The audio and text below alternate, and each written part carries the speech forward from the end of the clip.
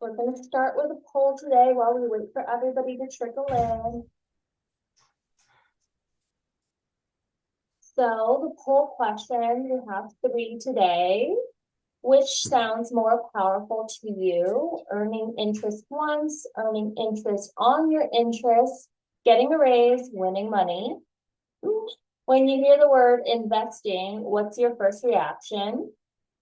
And why do people say don't put all your eggs in one basket when investing? Curious to see your answers.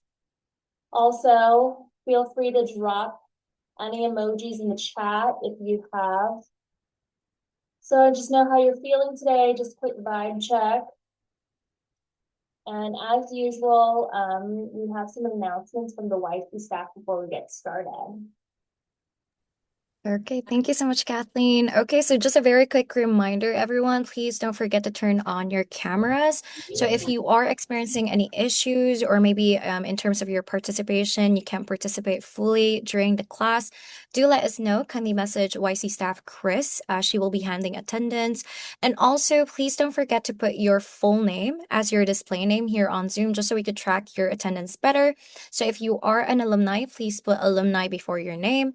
And if you are a student leader, please put SL before your name. And yeah, I think so far that's everything. So far, we have 31 out of 38 who have answered the poll. So just giving this one to you, Kathleen. Awesome. So we have a few more people that we're waiting on, but we'll go ahead and get started on the polls. Which sounds more powerful to you? The winner thus far is earning interest on your interest. That's very exciting. We're going to be going over that concept today. Getting a raise, winning money, always good too. Earning interest once is still, a good option. And when you hear the word investing, what's your first reaction? That's how people build wealth. That is the clear winner here. Thank you for the honesty about like, that's not for me, that's confusing, that's risky. Definitely investing is an intimidating word. So hopefully today we can break down what that concept is. And can you guys hear me all right? Just making sure. Thumbs up. Okay, awesome, thank you. And last one, number three, why do people say don't put all your eggs in one basket? Clear winner here to reduce risk. We're definitely going to go over that as well. Very excited to talk to you guys about this. Honestly, for me, it's a refresher as well. And I'm glad we're, hopefully this is not the first time you guys are learning about some of these concepts, but hopefully you can drive in these concepts a little bit more deeply for you guys today. Let me share the results. Okie dokie. Can we open the slide, please? The deck.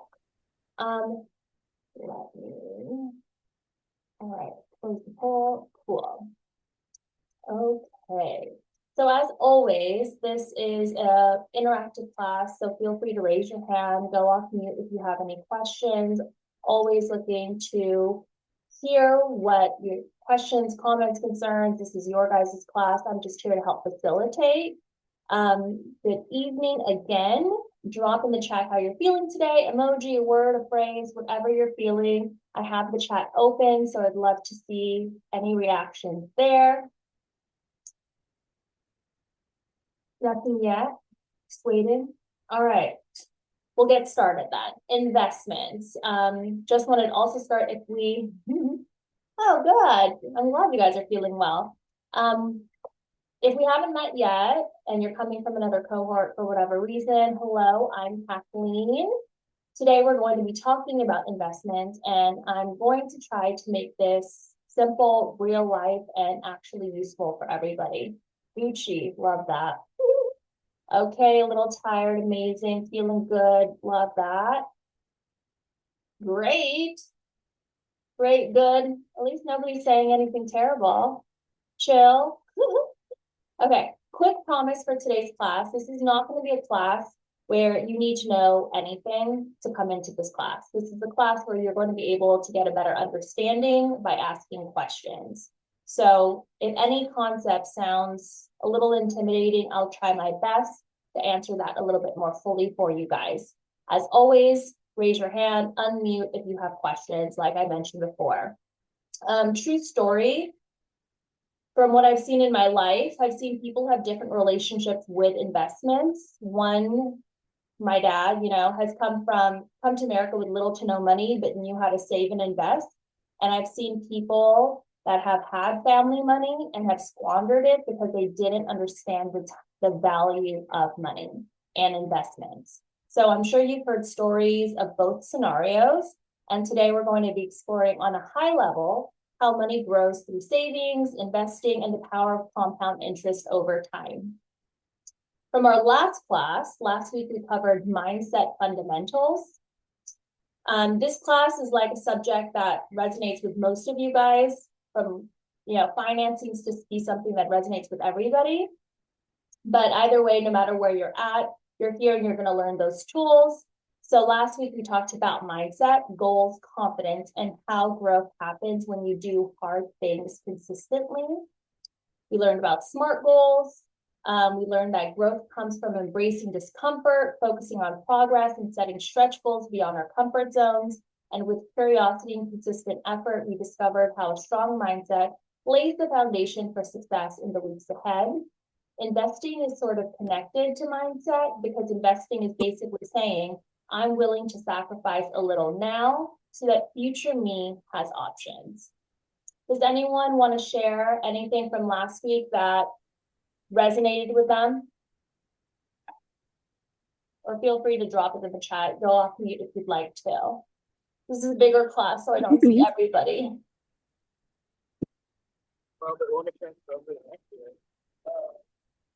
Haley, are you off mute? No? Okay. Well, let's go over the next slide. The learning objectives for today, at a high level, there's a few super clear takeaways.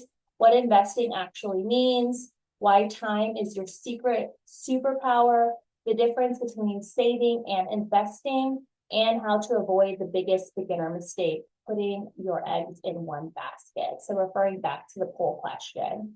And one more thing, this is education, not me telling you what to buy or how to invest. I'm not your financial advisor, and we're not picking stocks today. We're just learning some tools to get your feet wet, and maybe these are new concepts, maybe not, but we're all here to learn together. Could I have somebody read the learning objectives for today, all three? Samantha, perhaps? Understand how taxes, interest, and compounding work together to shape personal and national financial systems, and recognize the impact of early investment and factors on long-term growth. Distinguish between saving and investing by examining how risk, return, and inflation affect financial outcomes, and learn to align financial goals with appropriate strategies. Explore common investment vehicles and learn how diversification reduces risk and supports long-term financial stability and growth. Samantha, does this sound interesting for you? Exciting, scary? What does it feel like? How do you feel, Samantha, reading all of these learning objectives for today? I feel like it's very new and I could learn lots of things. Awesome. Well, that's our mission today. By the end of today, hopefully you guys will be able to explain interest and compounding in your own words and explain the difference between saving and investing, using risk, return, inflation, all these words that you sometimes hear on the news, on TV. These are areas where we're hearing a lot more right now, especially with the current economic situation. And you will be able to learn and name common ways people invest and why diversification matters. Thank you for reading. Can we go to the next slide, please? So there's a lot on this slide. Let's start with the number one concept that makes investing work, compounding. We're going to start with a video on compound interest. Can we please share that video?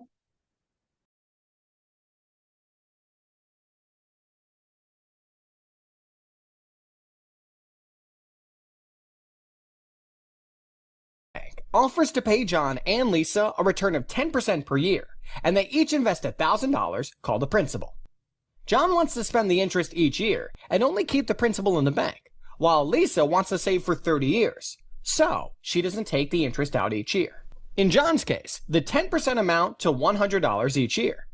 So after 1 year, he'll have $1,100 in his account, out of which he'll take $100. After the second year, he'll once again have $1,100 in his account, out of which he'll take $100.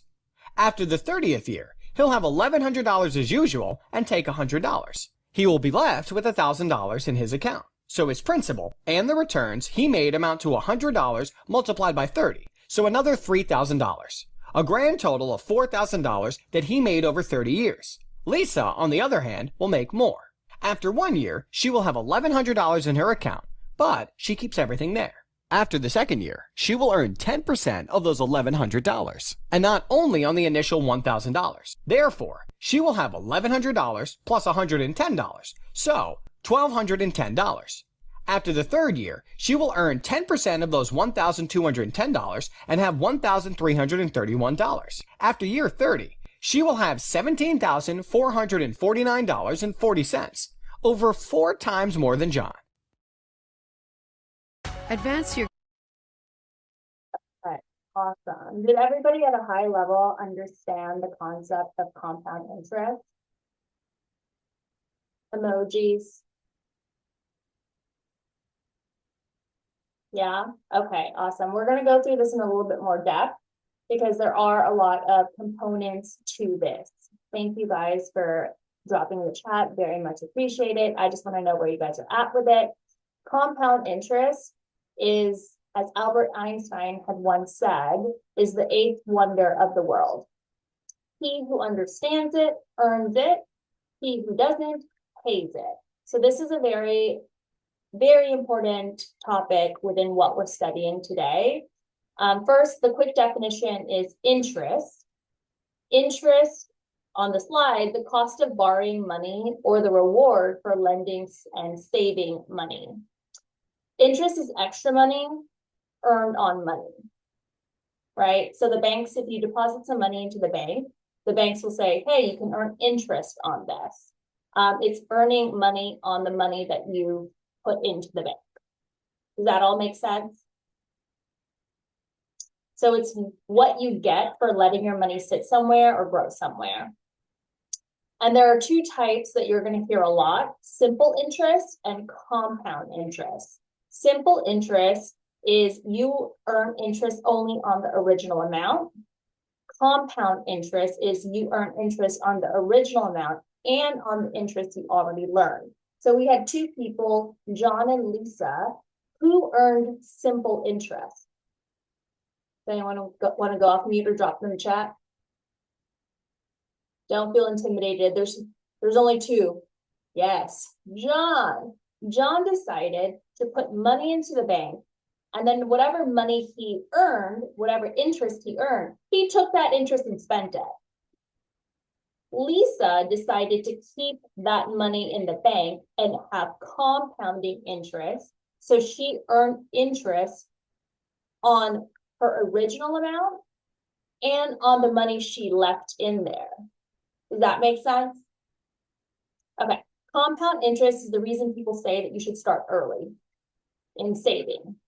Not because you're rich early, but because time just does the heavy lifting. So compound interest is over time, you just earn more money when you keep that extra money in the bank.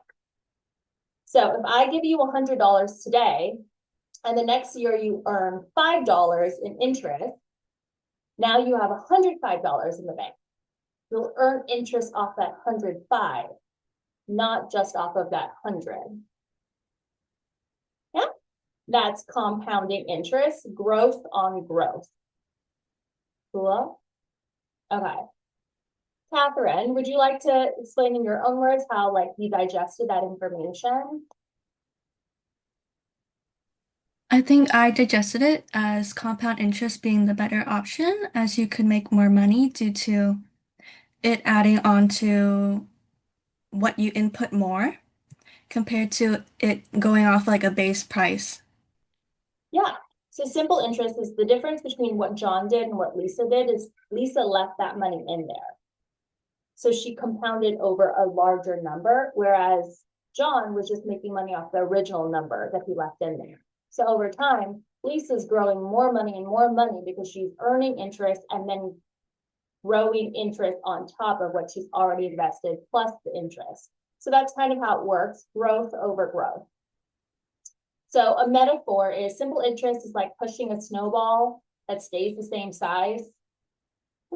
And then compounding is like a snowball rolling down the hill and picking up more snow as it rolls down. So hopefully that like metaphor or picture can kind of help you distinguish between simple and compound. And then I also want to share one more video on this as well. Sometimes YouTube just explains it a little better than I can.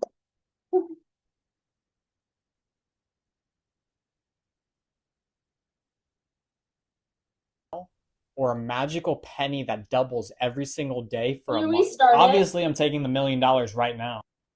Would you rather have $1 million right now or a magical penny that doubles every single day for a month? Obviously, I'm taking the $1 million right now. I think I'll take the magical penny. All right, here is your $1 million, and here is your $5.3 million. Wait, how did he get more? Well, since the magical penny doubles every day, it'll be worth 2 cents on the second day. It'll be worth 16 cents on the 5th day. On day 20, it'll be worth over $5,000. On day 25, it'll be worth over $160,000. And by day 30, the magical penny will be worth over $5.3 million.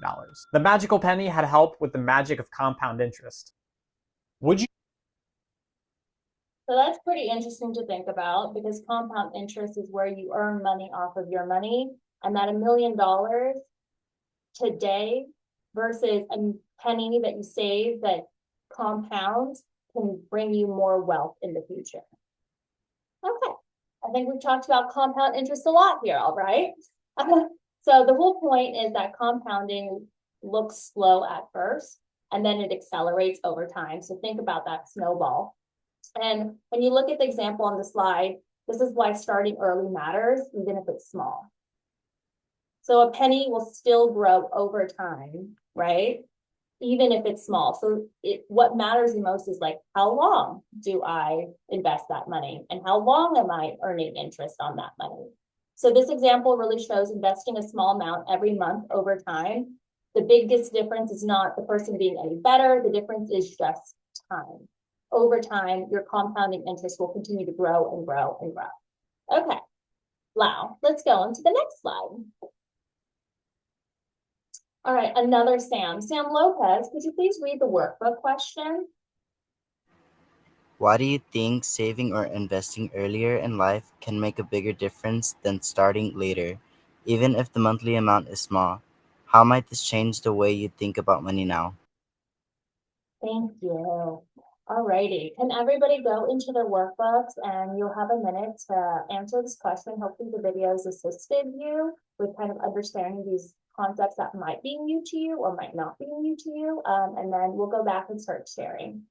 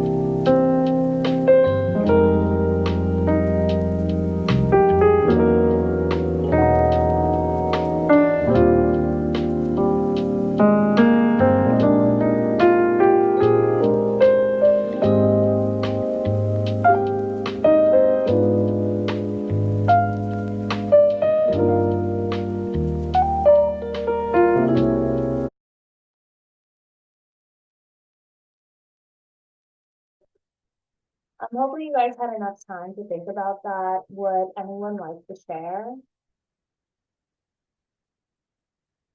The question is, why does starting early matter, even if the amount is small, and how does this change the way you think about money right now?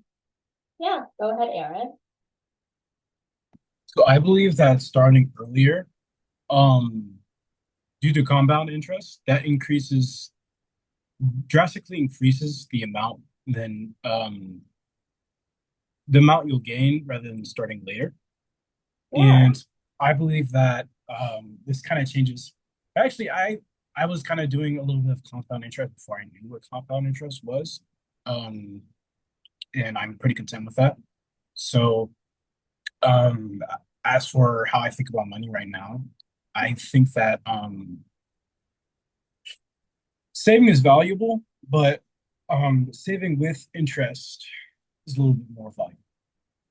That makes sense. There's definitely multiple ways to gain wealth, make wealth, have more wealth. But one simplistic way is by saving, by planning, by being cognizant of the money that you have. And we learned about this last semester, right? Or of the income that I have, how can I plan of what I need to save, what I need to invest, what do I need to spend on a like daily, monthly, weekly basis? I think all of this kind of shifts back to mindset, right? Of planning. You're already in a better position when you plan earlier than the next person. So if you just think about the goals, smart setting, smart goals, planning ahead you're in a better position just naturally. But I appreciate and I love that you are already thinking about compound interest in your personal life right now, because that's not something, honestly, that I considered when I was your guys' age. So kudos to you on that. Yeah. Does anybody else want to share how learning these concepts kind of changed their perspective on money now? Yes, Frank? I don't know why my camera still doesn't want to turn on, but um, I feel like money has always been an issue in my family simply because it's so easy to spend and it's also so hard to attain. But I realized that saving is really like the biggest like gift that we all have. We just don't utilize it. Like even if it's just a penny, we can really make so much money if we just, put it all like aside and keep working at the same time. And we're still able to make a lot of money throughout like a short period of time. Yeah, definitely. Think about if you go through when you guys are older, going through your bank statement, or even now going through your bank statement, when you think about how much money you've spent on something like chips over the year, how that money could have grown over time. You think $2 is nothing. Well, now chips are like way more than $2. But like if you think about how much you could have saved if you just didn't buy that bag of chips that wasn't going to be healthy for you anyway, right? It is so easy to squander money. When I was your guys' age, or maybe just even a bit younger, we were struggling coming to America and transitioning. And my dad would save all of the pennies and quarters and nickels and dimes in his pocket change. And over time, we would like put that into a Coinstar. I don't know if they still have Coinstars at Ralph's. But we dump all of our coins into the machine and like pull out cash, put it in the bank. And that's what my dad used to save in compound interest that he could pay for our education in the future. So all of like every single dollar, every single penny, all of it adds up. I think that's the whole point of what I'm trying to share with compound interest, that having the awareness of it first and foremost, knowing the value of money, you're already in such a better position than many people, because understanding that value, you'll treat it differently. Not to say don't spend on anything, that doesn't make sense. You're allowed to live your life and enjoy your life, but there is a way that you can think about money and how to invest in your future so you have more options in the future, especially now when things are just so crazy expensive. I choose to make my coffee at home because purchasing coffee outside of the home is so expensive at this point that if I could save that money, why not? It's more of like, why not, right? Does anybody else want to share? Very much thank you guys for sharing what you've already shared before, Aaron and Frank. Anybody else?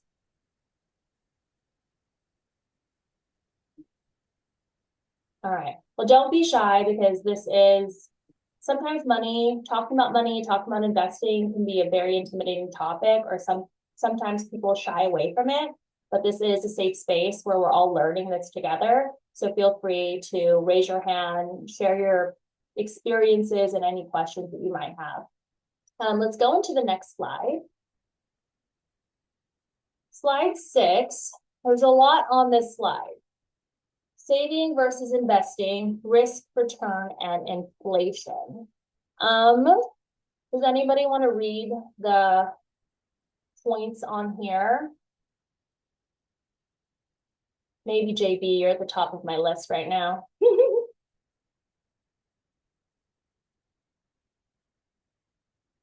JB, do you want to read? Yeah, sorry, I was doing the survey. So you're all good. What did you want me to read? Right under saving versus investing, all of the little bullet points. Savings, investing, inflation, and return. Oh, and real returns, fees, taxes, and costs.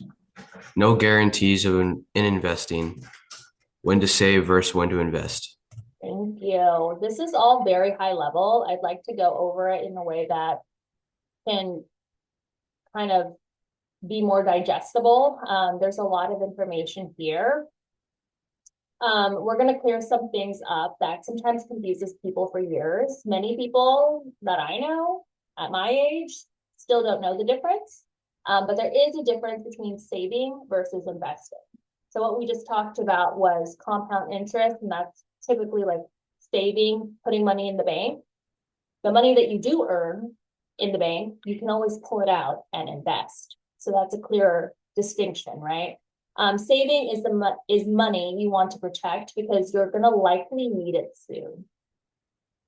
So saving is about safety and access. It's putting money in a safe, easily accessible instrument like savings accounts, money market accounts, short-term CDs, lots of big words. Are you guys familiar with all of that? It's very high level, but essentially saving, you want to just make sure that you can protect your money. You might need it, so you want it to be easily accessible. So you don't want to put it in the bank that says, hey, once you put this money in here, we have to hold it for a year. Don't put all your money in a bank that's going to hold that money for up to a year, because something can happen. If that's how the bank is expecting you to invest there, perhaps diversifying and putting your money elsewhere so you have accessibility with money in case of an emergency. Returns for savings are relatively lower. And the capital is safe and just more liquid. So saving is, think about it, it's more about safety and access. Investing is money where you can leave a loan for longer because your goal is growth. So investing is about accepting the ups and downs so your money can increase.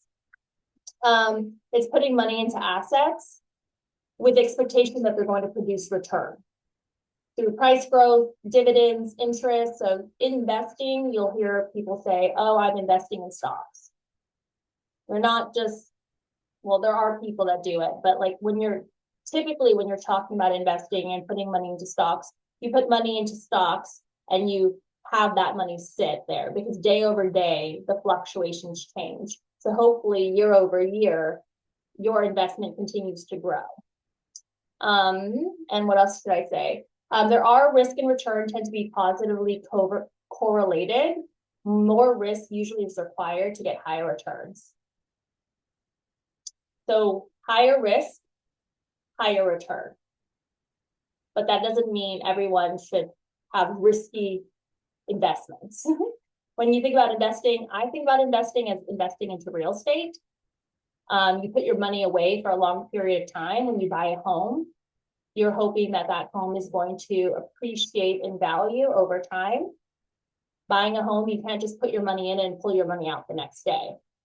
So that's the difference between saving and investing. One is more liquid, one is less liquid. There is risk and return. So when we decide versus on saving and investing, there are 3 words we want to consider. It's risk, return, and inflation. Risk is the chance your money goes down in the short term. Return is the amount your money can grow over time. And inflation, that's prices rising over time. The same dollar buys less later. For example, does everyone still know what the Arizona tea is? How it's been like 99 cents for like years and years and years?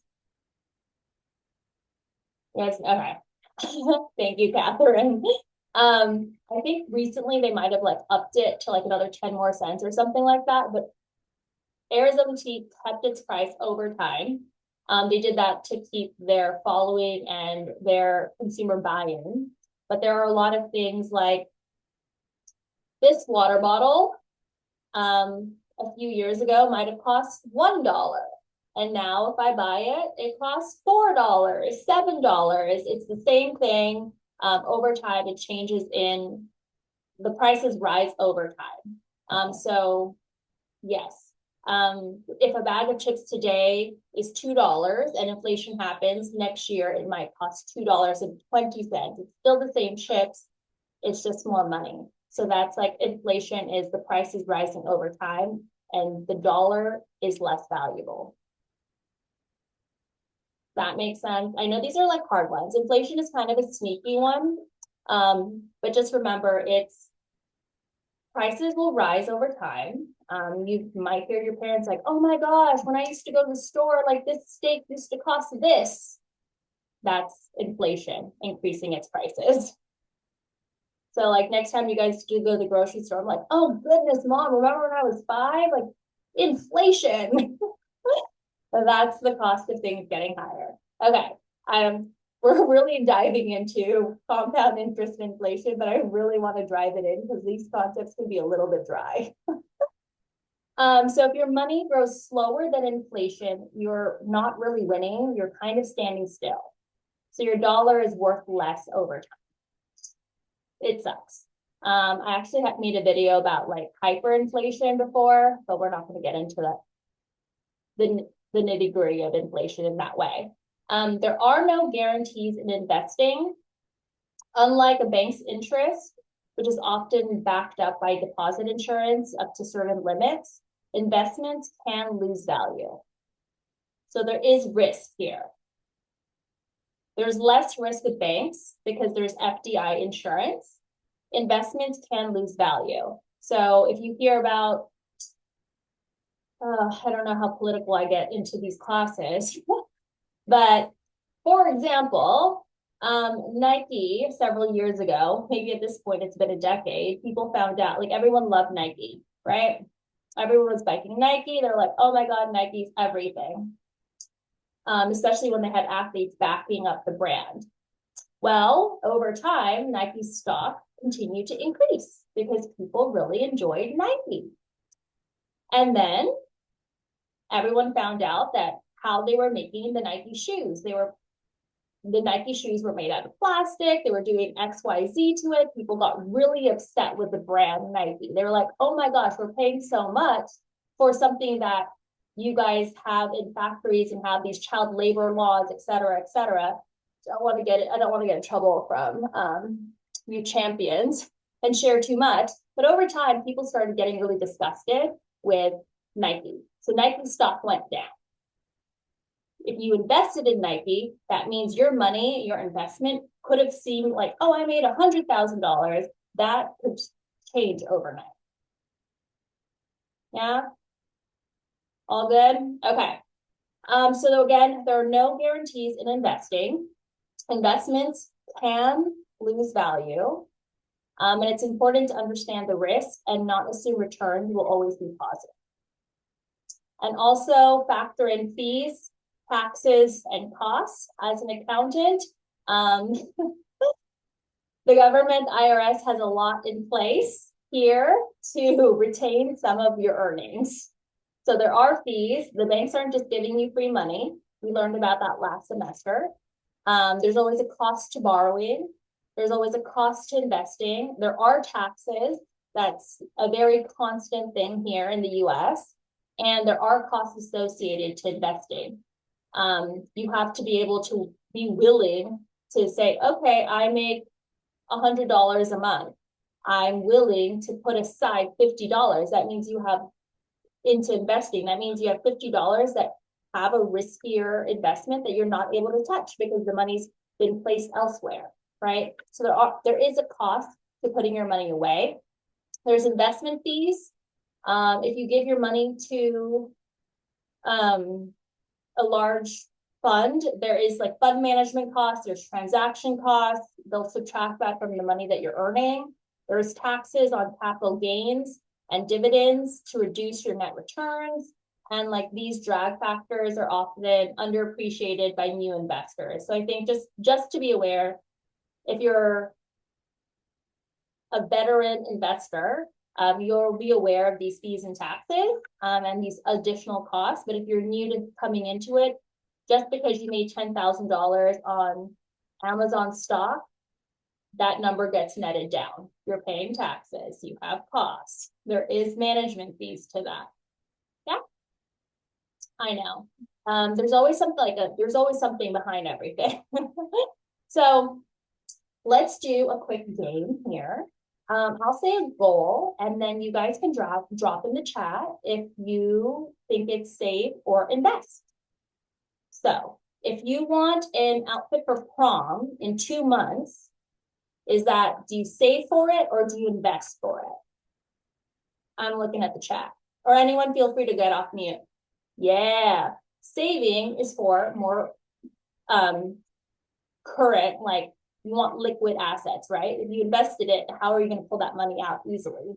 If you bought a house with that money, like, you know what I mean? I think about it like that. Emergency money for something random that happens. Is that a save or is that an investing situation? This is just an emergency money. Yeah. So it could be both, but always remember that you want some money put away where you can just pull it out, but you can also invest some of your savings elsewhere. Kind of a mix. It's a trick question. Sorry. It's both. Be clear with that.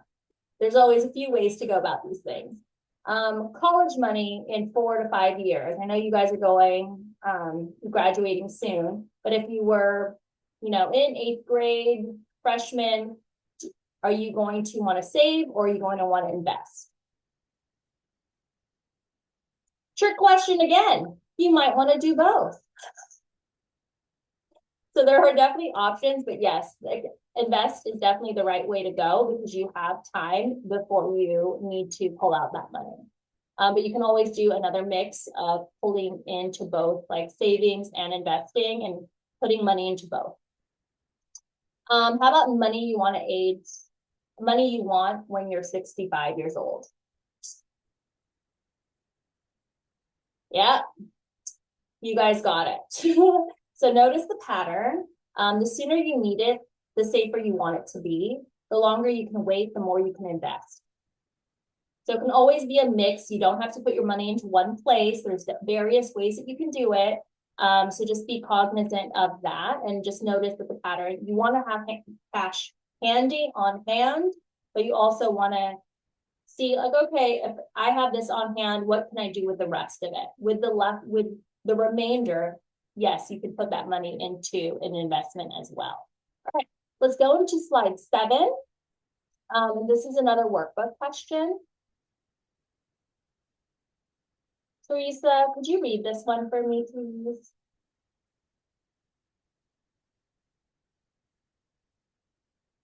Teresa, are you there? Oh, you're not on mute? Okay. Alan? It says, describe a short-term goal you have and a long-term goal. Which would you assign to saving and which to investing and why? Awesome. All right, you guys have, I think this time let's just give 2 minutes as there's a few questions. Is that okay, YC? Okay, let's start. Thank you.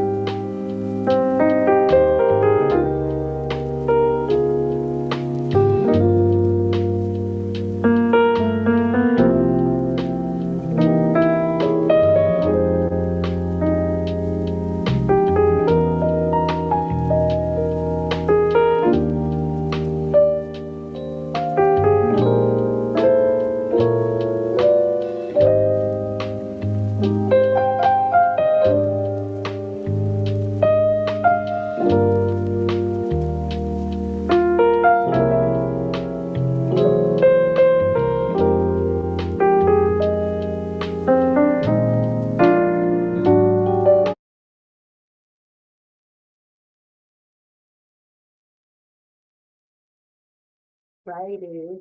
Does anyone want to share a short-term goal and what tool they would use? Yes. Makai? Hello. First off, hello. Good afternoon.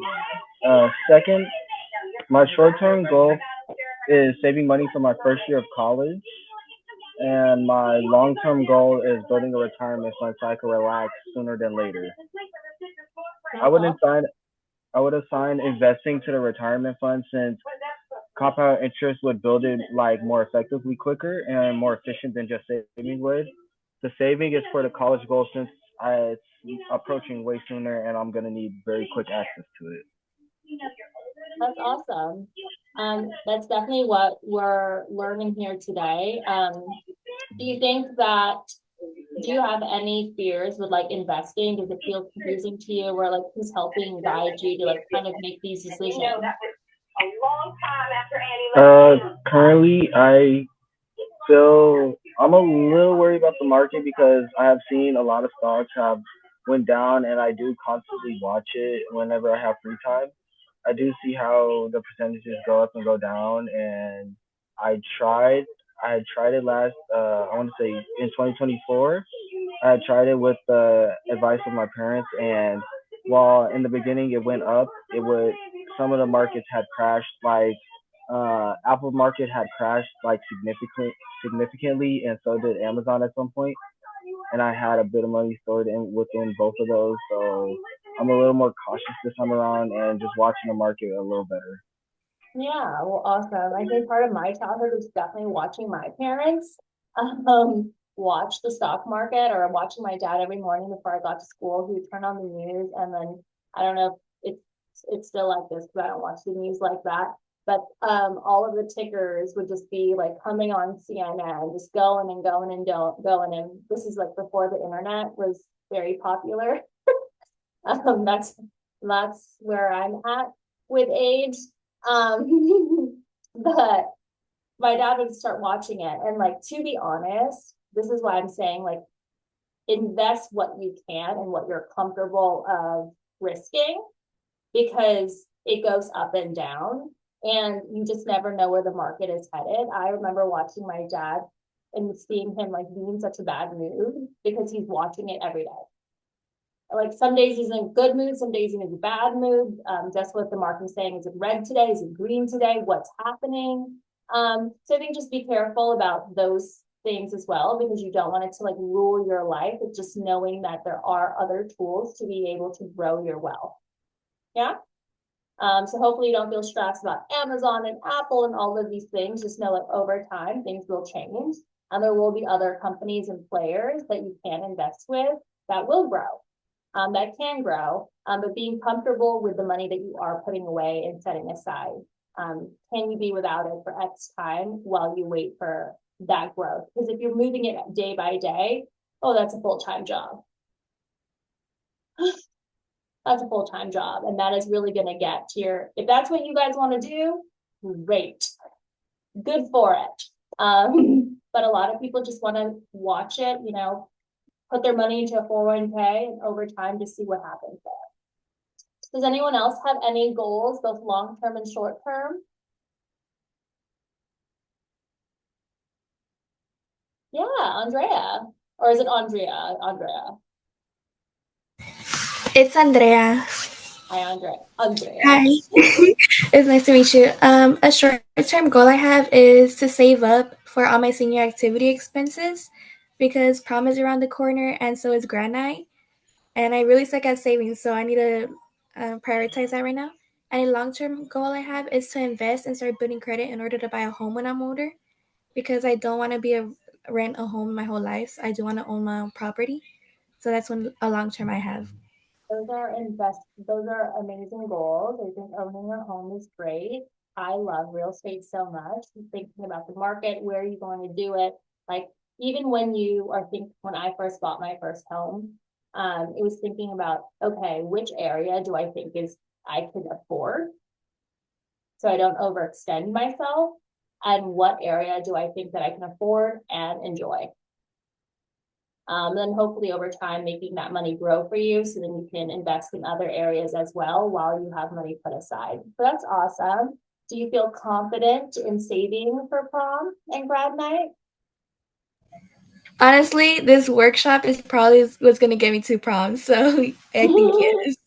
Other than that, yes, I do help my mom in like small business things. So I feel pretty confident to have enough money for prom. Okay, awesome.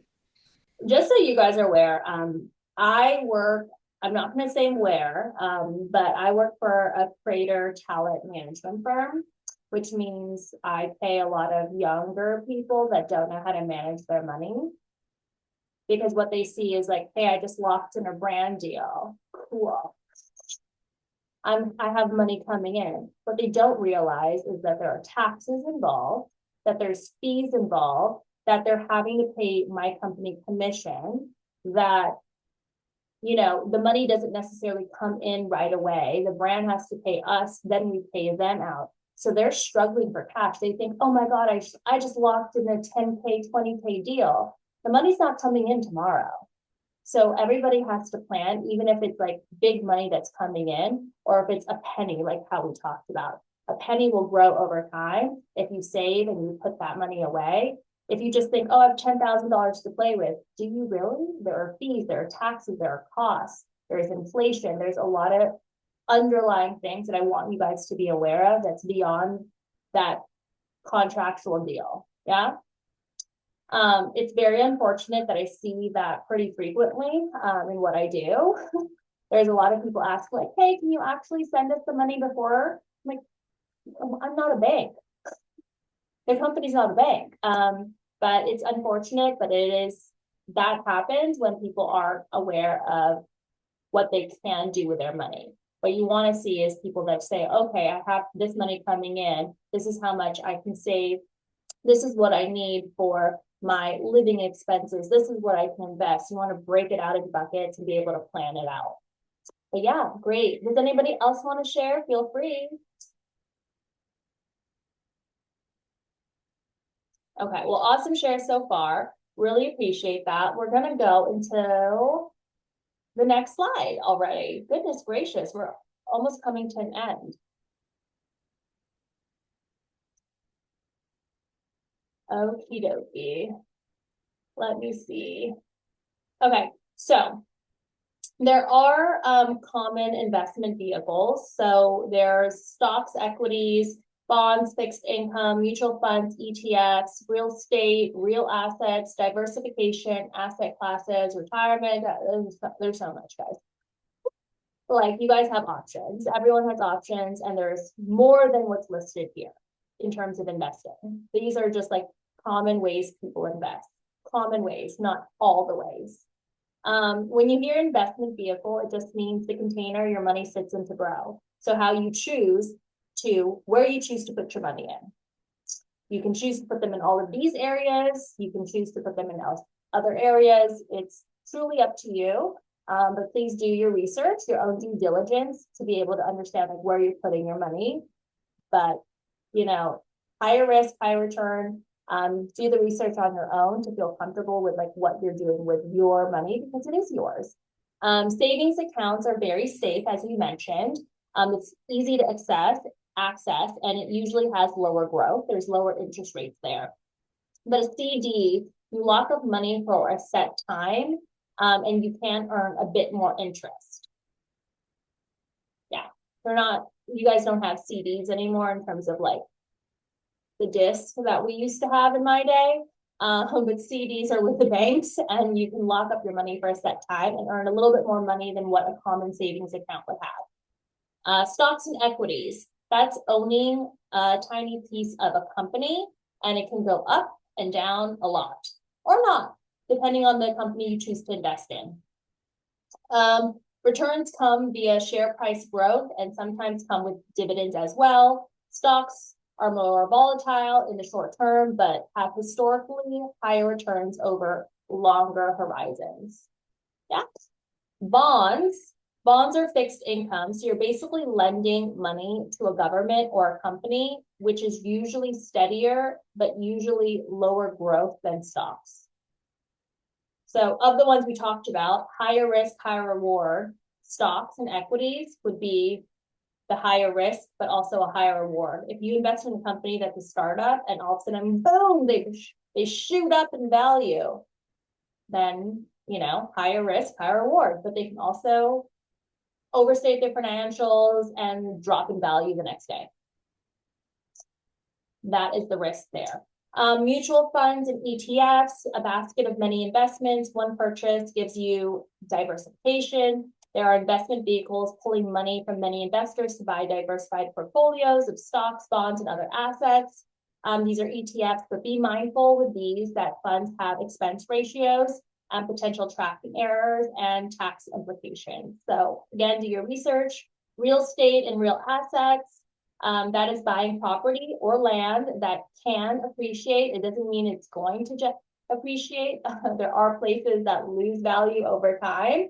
So please, again, do your research on the location, the property itself, the land. And with real assets and real estate, you have the opportunity to generate rental income. But it's less liquid, as you know, and often requires larger capital. It's not easy living in Los Angeles or California. And if you are choosing to rent, there are management and maintenance costs, but you can also diversify. You don't just have to have real estate in one area. You can have real estate in multiple places, multiple countries. That's a thing. Retirement and tax advantage accounts. There's 401k, IRA, Roth IRA in the US, and these are accounts that rather than assets, allowing investments inside them to enjoy tax benefits. So there are benefits to doing this. And if you start early in a Roth IRA, if you're eligible, then you can get compounding interest and the tax advantage, like a shell there. So I urge everybody to look into like Roth IRA when you start working, IRAs, 401k, all of those things.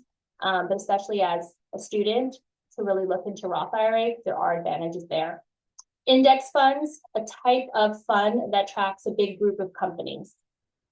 So you're not just getting Amazon, you're getting a bunch of companies, and they can give you a diversification and often at a lower cost.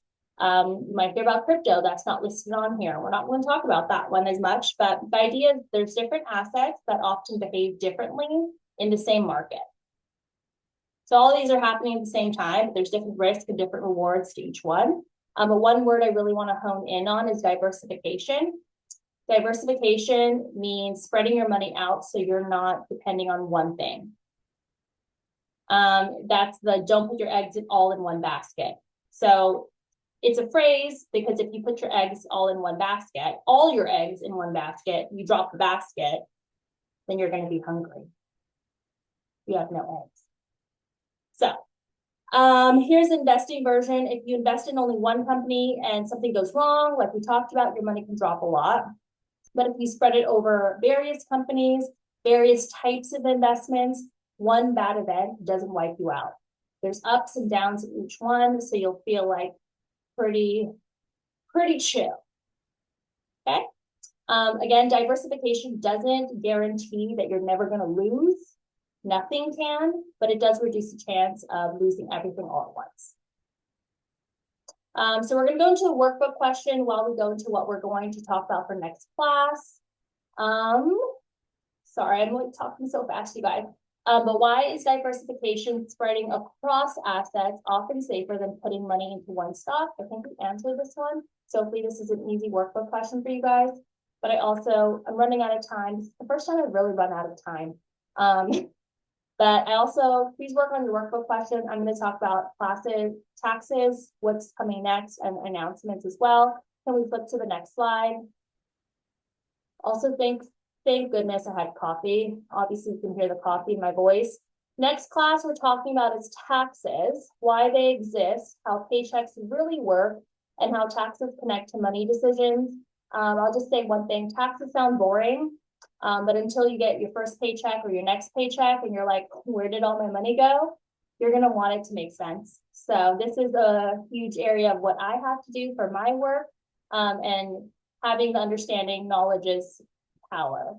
There is a 90-second workbook and a survey, but I'm going to flip over to announcements as well while you guys are working on both of those questions, because we have a lot of announcements to go through today. Next slide, please. All right. Cool. We're going to go over the announcements. So please finish your workbook and your survey forms. A reminder, the workbook and survey forms close this Friday at 5 p.m. So just do yourself a favor, get it done today while the information is still fresh. Don't miss your points. In week 14, there will be a workbook and survey link in the chat box. Another announcement, these are the field trips. You can earn up to 4 points, 2 points for attending, 1 point for bringing a name tag, and 1 point for completing a post survey. The field trip to the Junior Achievement Finance Park. You'll be able to participate in hands-on simulation where you step into adult roles and make real-world financial decisions. You get to use iPads and life profiles and practice budgeting, spending, financial planning, and then gain more practical insights into how everyday financial choices shape your future. So hopefully this class is boosts you and gets you excited for what we're about to learn on this field trip. There are 2 dates that are available, February 7th and February 14th. If you're available, 7th is filling up pretty quickly. So if you're free on the 14th, please do so. RSVP by the 30th. That is tomorrow. Next one is the Ignite Speaker Series. You can earn up to 2 points. The speaker is Miller McCoy, and the talk title is From Passion to Paycheck, Turning What You Love into a Real Business. So Miller McCoy is going to share how you can turn your interest into real skills and opportunities. And he will also talk about finding your first passion, starting before you feel ready, using limitations as leverage, and why passion only works when paired with discipline. That sounds like a really amazing speaker series that will be on the February 2nd. Deadline is tomorrow. So access the form in the chat box if that sounds something really cool for you. How can you make money from doing something you're passionate about? Like, that sounds way better than doing something you hate. Student leader form is now open. For those of you who aren't a leader from the last semester, please note that the student leader form is still open. So this is your chance to step up, shine, and make an impact. It's a great way to show up and lead this cohort. You can lead small groups, support your classmate, and keep the energy alive in the workshop and in events, and be a voice to share your story and inspire others. The deadline is February 12th. Access the form in the chat box. Oh, there's so many more. I feel like this is when I used to like say announcements on the school intercom. College match program. This quick form helps us keep track of whether you're currently involved in the college match program. Access the form. Ooh, Mustang immersive experience. This one is free. A Mustang immersive experience is going on now through Sunday, February 8th. You're invited to a free experience, and you can bring up to 3 classmates or family members with you. You can travel through time and culture on a multi-sensory Mustang adventure, and explore iconic Mustang movie moments, experience an exciting 4D thrill ride, and please get your free ticket there. The link is there. If you want 4 tickets, sign up 4 times, you get 4 voucher codes. And then the First Gen U Career Institute, Spring 2026. This is only for alumni. We're excited to share that registration for the First Gen U Career Institute is now open. This program is designed to support first-generation college students like you. If this is you, in exploring careers and building professional skills. So the important dates are the registration, February 17th. The Career Institute begins February 23rd and ends March 29th. So it's a very short commitment. There are info sessions on the 5th and on the 13th. We'll drop in the information there if you're excited about that. Again, this is only for alum to be eligible. You also must be a first-generation college student, live and attend college in the United States, and be pursuing an associate or bachelor's degree. The student guide website. We have a student guide website, your go-to hub for announcements, updates, and program info. Check it regularly so you don't miss anything. In the chat box and the student help form, you have questions, concerns, you don't like my class, please send them through your help form. Put them in the notes. We're happy to assist you. YC will address any concerns Monday to Friday. The help form will be in the chat box. Well, that was a lot of information. Very proud of all of you guys. Thank you so much for sharing. And remember, you can start small, start early, and stay consistent, and really build a future that you're going to be proud of. So I'll actually not see you next week. I have a work trip, but you will have a flex facilitator leading this, and I will see you the following week, and I'm very excited. Have a lovely next week and rest of your week. Thank you. Thank you, everyone. If you guys have any questions, you can stay in the Zoom meeting. Thank you, Isabella, Tiffany. Thank you. Catherine. Thank you, guys. Thanks, friends.